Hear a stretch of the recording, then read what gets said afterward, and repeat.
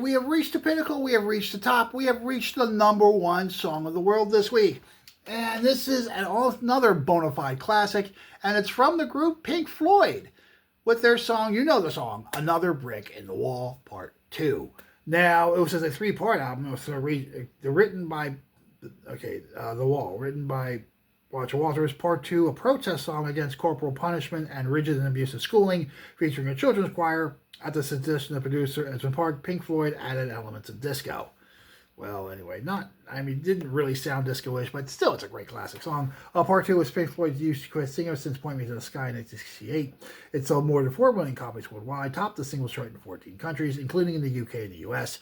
It was nominated for a Grammy Award and ranked number 384 on the Rolling Stones list of greatest songs of all time.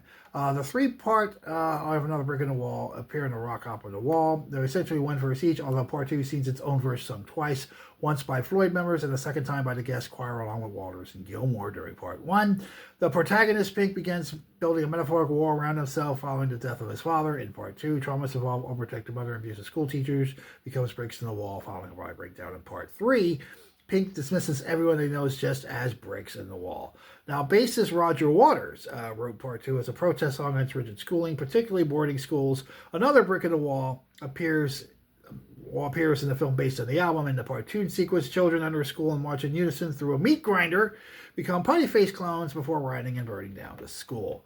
Now, what you're about to see here is indeed a clip from Pink Floyd The Wall. You'll hear the song. It's featured on here. I don't know if anybody's actually seen the movie The Wall, but it is a terrific movie. If you can find it on streaming somewhere, or maybe go to that old place where there's a DVD, go to eBay, go to Amazon where they sell DVDs, used DVDs, get it, tell your friends, tell your enemies. This is an amazing movie. Bob Geldof plays Pink in this movie. Bob Hoskins is also in this movie, if you can believe it or not. I think Jerry Hall might be in this too. I'm not sure. Anyway, here we go. Ladies and gentlemen, boys and girls, children of all ages, the Global Top 40 Retro brings to you an all-time classic from an all-time great band. Pink Floyd has